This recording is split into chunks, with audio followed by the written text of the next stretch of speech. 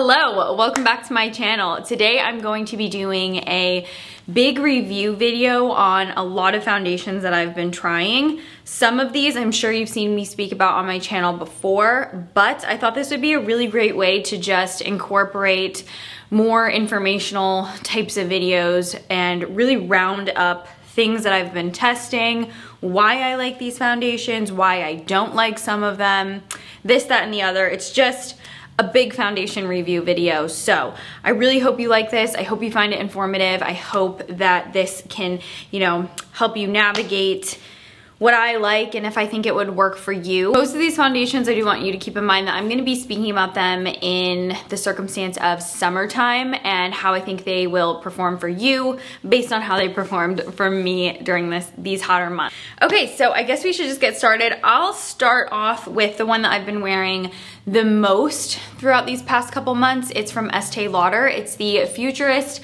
Hydro Rescue Moisturizing Makeup with Broad Spectrum SPF 45. I love the high SPF on this one, so it's great even if you're wearing facial sunscreen, which you should be every day. I just like the added boost of protection from this, and it's also just nice because it already has that high SPF on its own. So I really like this. I think that if you are someone who wants something that's really gonna provide you with a ton of coverage, you'll adore this one. It's definitely way more coverage than I was anticipating when I picked it up. I thought this was gonna be more along the lines of a true tinted moisturizer. It's fluid, it's lightweight, it's got this really nice, watery, easy to blend in formula. And if you do have a lot of problem areas, whether that's redness, discoloration, hyperpigmentation, just things that you really want to cover up and you're looking for a more full coverage, flawless looking base and you don't want to feel like you have a ton of makeup on,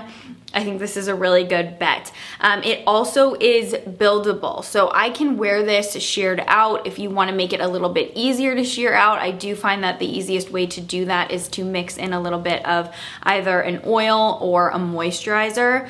Now, this one on my skin type does set down to more of a satin, soft powder finish on the skin, which I really like because depending on the other products that I'm pairing it with, most of the time I don't have to set this down with powder, which I love because I just don't reach for powder on a daily basis. So really nice, great longevity, not the most touch-up friendly in my opinion, but I don't really ever have to touch up when I'm wearing this. So if I do find that this is coming off in certain areas, I'll typically touch up with a different product. But overall, a good one in my opinion if you're just looking for something that does it all. If you can wear it a little bit sheer or full coverage, it covers all the bases. And again, just super impressed with the coverage and the pigment in this for being so lightweight and feeling, not heavy or distracting on your skin.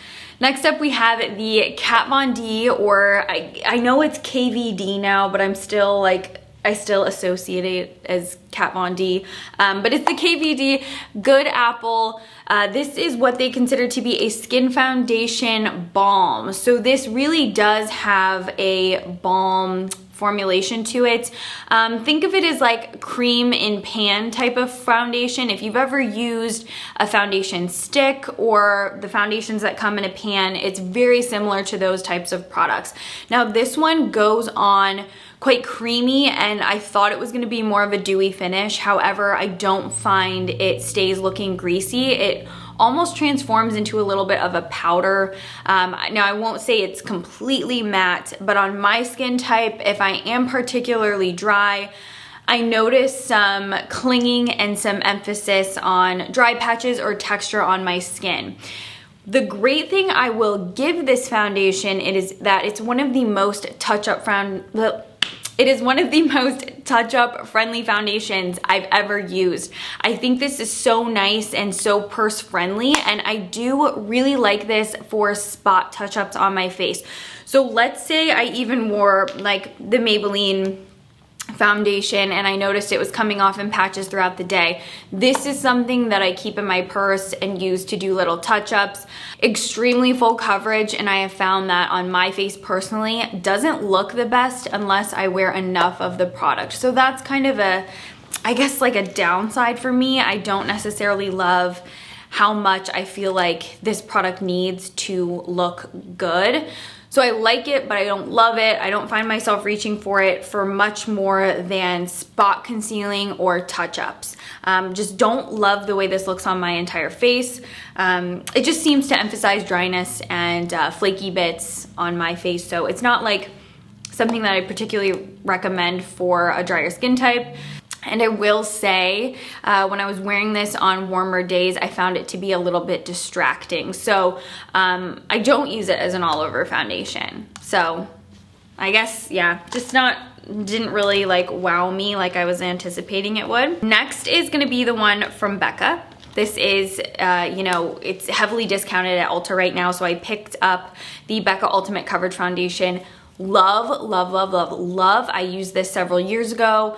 Wanted to get my hands on it before it was sold out. I used the shade Olive. It is the most perfect shade match. It is one of my like foundations that it just seamlessly blends into my skin tone and it looks really, really good.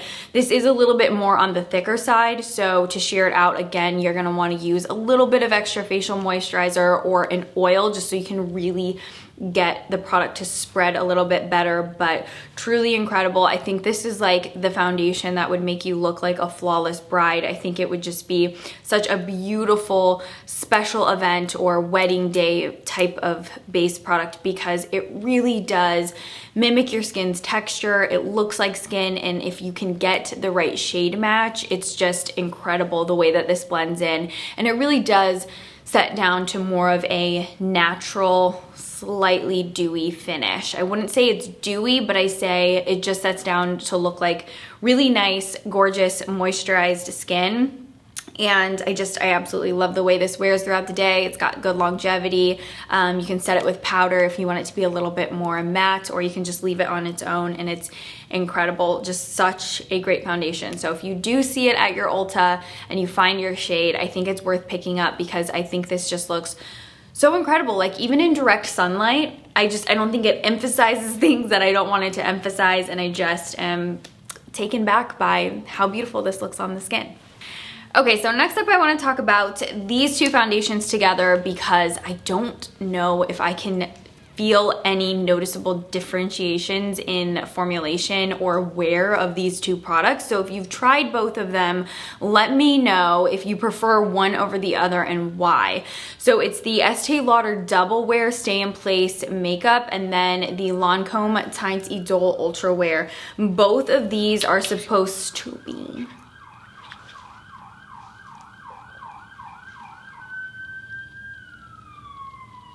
y'all, this is just gonna happen in every video now since I'm like right on the city street. Anyway, I don't necessarily know if I can tell that much of a difference between the two formulations, between the wear, the way they look.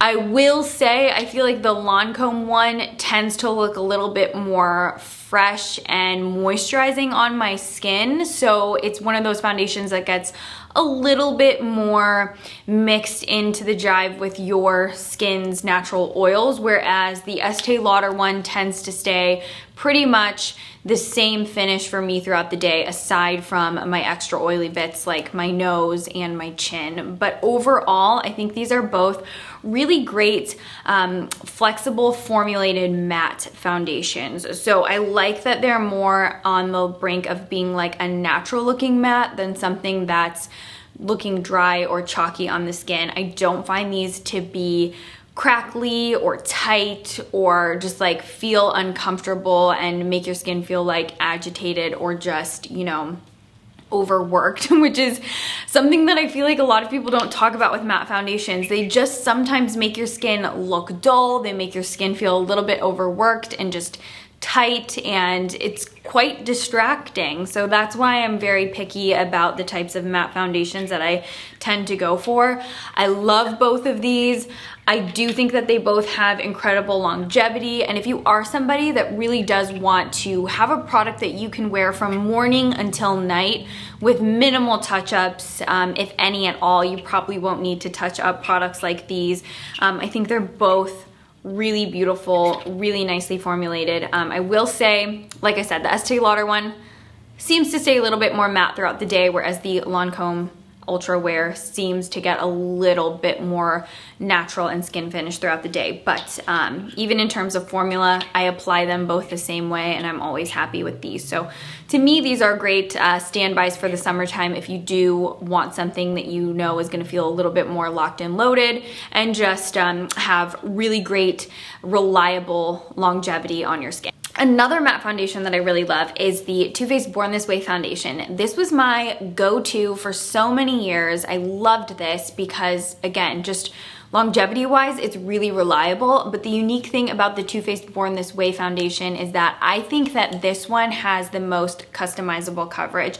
It still looks just as good when it's applied sheared out over the skin for just a light veil of coverage, and it looks, you know, exceptional, fully flawless, full coverage. It still manages to look quite natural and quite soft on the skin regardless of the amount of coverage that you're using. I also really like that, again, just like soft powder finish that really doesn't need to be set. If you have a normal to dry or normal combination skin type, there's no need for you to set your entire face with powder when you're using this. I would just say you need to powder the parts of the face that are prone to a little bit more oiliness, but it's just so good and so reliable. Pairs really well with a little drop of a liquid illuminator to really give it a boost of luminosity in the finish. But overall, so nice, so reliable. It's gonna give you, I would say, probably the most coverage out of the three,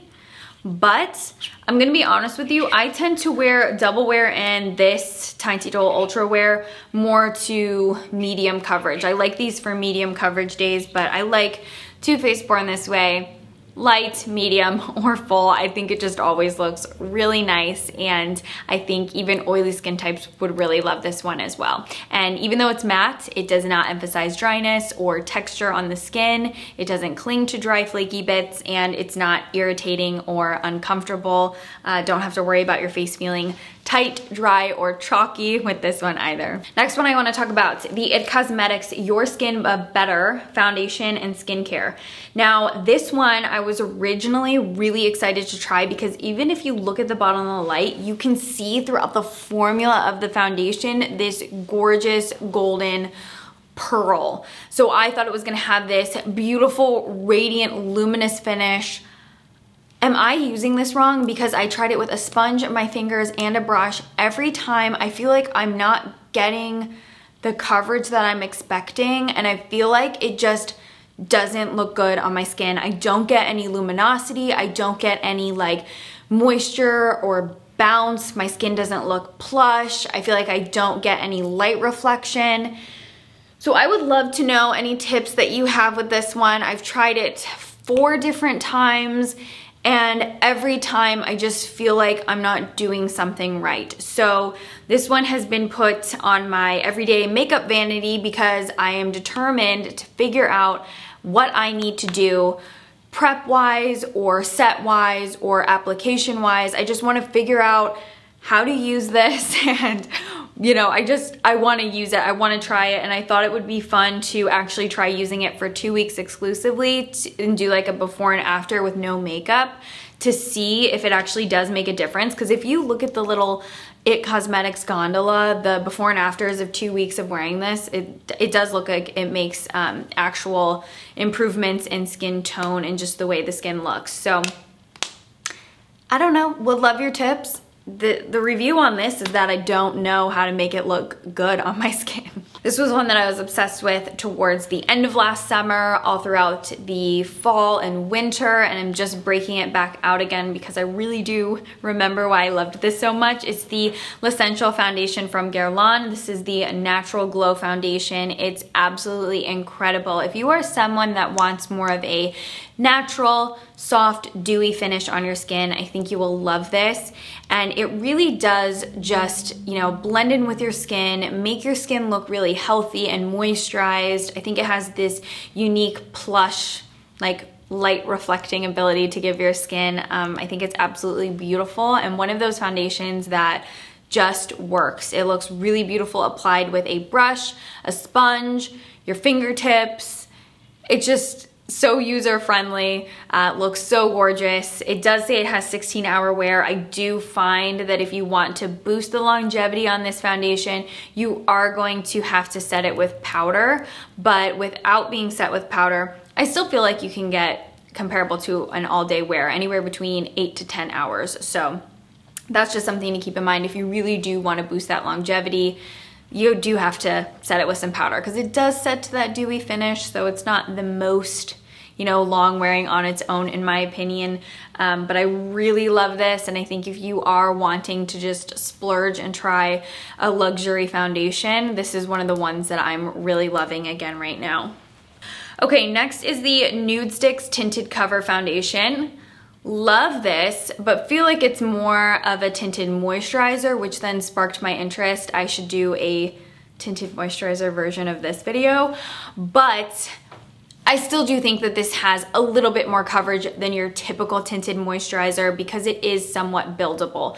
This one has a really nice fluid, gel-like, creamy formula, very, very much so. Probably going to be the best application wise with your fingertips to really help push the product into the skin. I like this for days when I'm having like a particularly good complexion day. I don't find it to be the most industrial strength cover or have the ability to cover up things that I really need some extra coverage on. Longevity on this one, again, anywhere between like 5 to 8 hours depending on your skin type. I don't want to, you know, make a claim that's like it's 10 hours or it's 16 hours because, you know, that's a little bit harder to gauge. But because of that gel and medium coverage to it, very, very, very touch-up friendly. So if you are somebody that wants something that's easy to touch up and refresh throughout the day, this is a good bet. And I do really like how this one's just like nice, lightweight. If you do use Nudestix, you know, it's like more of a effortless kind of like Glossier vibe brand. So love this, but would not consider this a great option for somebody that really is, you know, wanting a decent amount of coverage. Next up is the Revlon ColorStay Light Cover Foundation. Definitely went into this thinking it was going to be like a tinted skin drop. The formula of it itself is really similar to those types of products. I mean, I even feel like the bottle, when I first saw it, I was like, oh, that's going to be more of a skin tint product. But no, I will say it is what it is. It's a light coverage foundation. So if you are somebody that just wants a little hint of coverage, you'll love this. You can build it up, I would say anywhere from sheer to light medium coverage.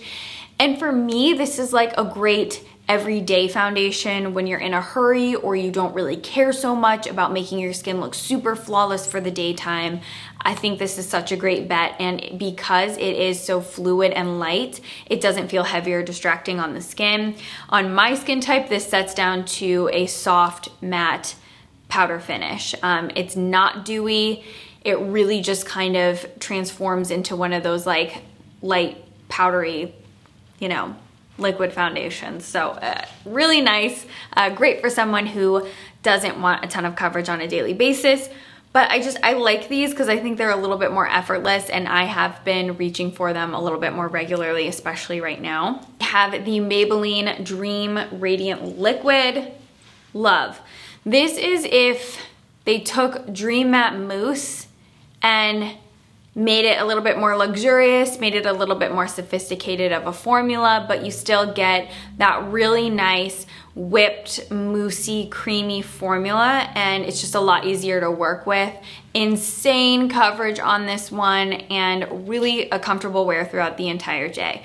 Something I will say is I'm not exactly sure why this is marketed as a radiant foundation, because I personally don't find this to be luminous. It sets down on my skin to a very matte finish, and if I want my skin to look radiant, I'll have to mix in a little bit of a liquid luminizer or use a little bit of extra highlighting powder.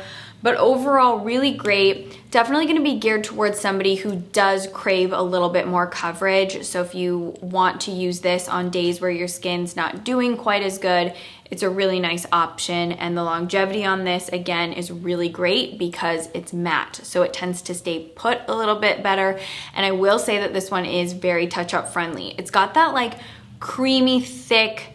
I hate to use the word pasty, but it's not a super fluid foundation. And I find that foundations that have a little bit more of a pastiness to them tend to be the best for touch-ups because you can really just do some patchwork easily. Overall, so nice, great coverage, and very obviously affordable as well, but big fan of that.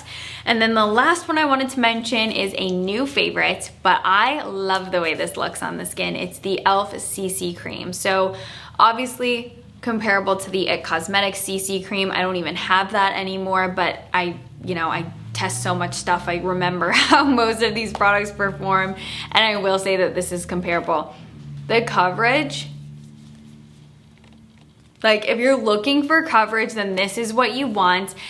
It really covers everything without feeling heavy or cakey. So this is like the real deal. It's almost like a concealer product with the formula of a moisturizer, if that makes sense.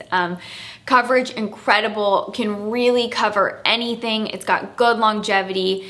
Despite the amount of coverage in this product, the skin still looks good. It doesn't look cakey, it doesn't look overdone, and because you need such a small amount of product to really get the coverage that you want, I don't think you'll find this to be quite distracting or feel like you have an overload of product on the skin either. So good, reliable, easy to apply, affordable. It does all the things.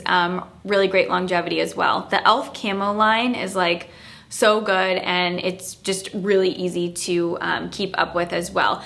The finish on this one, it's definitely going to be a little bit more on the satin side when you first apply it, but then throughout the day when it mixes in with your skin's natural oils, you do get a little bit more dewy throughout the day. So something to keep in mind if you do find that you want to use powder. You might want to use a little bit of powder, because I do find that some days when I'm like sweating, this gets a little bit more dewy than what I'm used to, but beautiful, great longevity, a really good option if you're looking to, save a little bit more money.